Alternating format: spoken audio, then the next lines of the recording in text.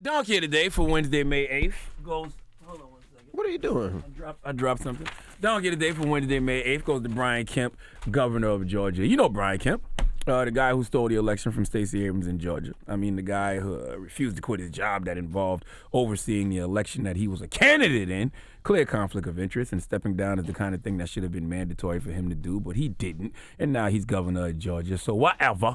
Well, if Brian Kemp wasn't already your favorite person in Georgia on Tuesday, he probably made sure that he absolutely never will be, because Brian Kemp signed a bill that would ban abortions if a fetal heartbeat can be detected. Oh, yes, nothing like old white men telling women what to do with their bodies. Currently in Georgia, women are allowed to undergo abortion procedures up to their 20th week of pregnancy, starting on January 1st.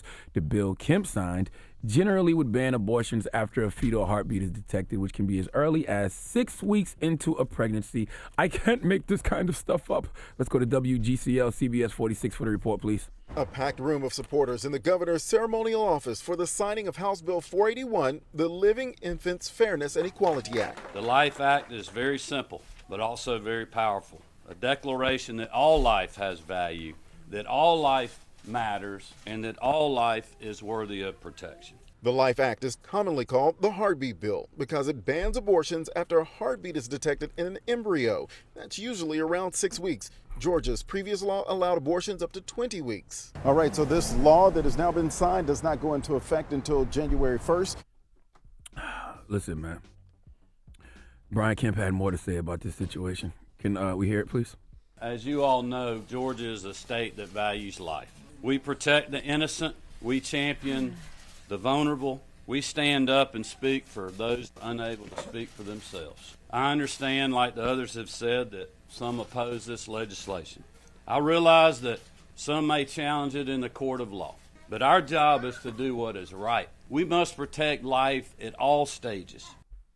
All right, look, man, there's a man by the name of Sean Corey Carter, okay? The world knows him as Jay-Z, and he once said, "What you eat don't make me." And this is how I've always felt about lawmakers like Brian Kemp getting involved in the personal affairs of certain groups, okay? When people were opposed to gay marriage, I didn't understand why, because why should you care who someone marries, right? It's not you walking down that aisle reciting vows to said person. You don't got to live with that person for the rest of your life, so why would you be against that? Who cares, all right? Same thing with this situation. It should be none of your business what a woman chooses to do with her body. Why are the most simplest things so complicated? Why do we complicate things, okay? I don't care why people want to get abortions, nor do I care if people get abortions. That's between them and their God, okay? Brian Kemp got 3 daughters. I have 3 daughters. I would never do anything or support anything that took rights away from my 3 little girls, okay? The heartbeat bill is an anti-woman bill, period. How can you have 3 daughters and be signing anti-woman bills? And I don't understand why people like Brian Kemp care so much. Like, how does a woman getting or not getting an abortion affect Brian Kemp in any way, shape, or form? Not to mention, all old white men think all lives matter until said life gets here. All right? How about passing bills and create some legislation that holds police officers more accountable when unarmed black and brown people are killed at the hands of the police, okay? If we could get these people to care about the lives that are here the way they care about the lives that have yet to arrive, man, the world will be a better place. Brian Kemp, what I'm simply saying is, if my actions don't concern you, don't concern yourself with my actions. Please give Brian Kemp the biggest hee-haw.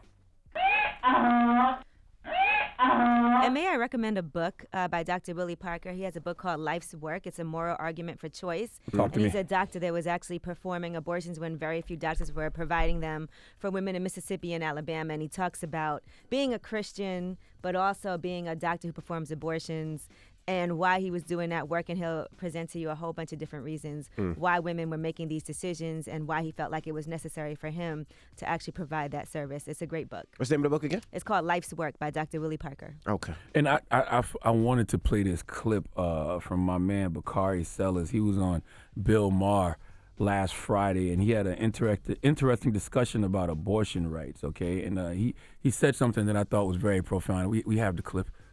It's absurd that we even have to dispel these falsehoods coming from the White House. I mean, we all know that that's not the case. But, I mean, the simple fact that I like to always bring up with people is that I don't want Mitch McConnell, I don't want Lindsey Graham, I don't want Mike Pence and Donald Trump deciding what me and my wife do with her body. I mean, that is a decision she makes. That's a decision that she makes with her doctor. And I think the Republicans are so hypocritical because they're so pro-fetus but anti-child. Ooh. Because when the child gets here, they damn sure don't take care of them. They're not in favor of early childhood education. They're not in favor of climate change or battling climate change. They just don't care when the child gets here. Dropping the clues, bombs for Bakari Sellers. That was a bar. Republicans are pro-fetus but anti-child. Woo.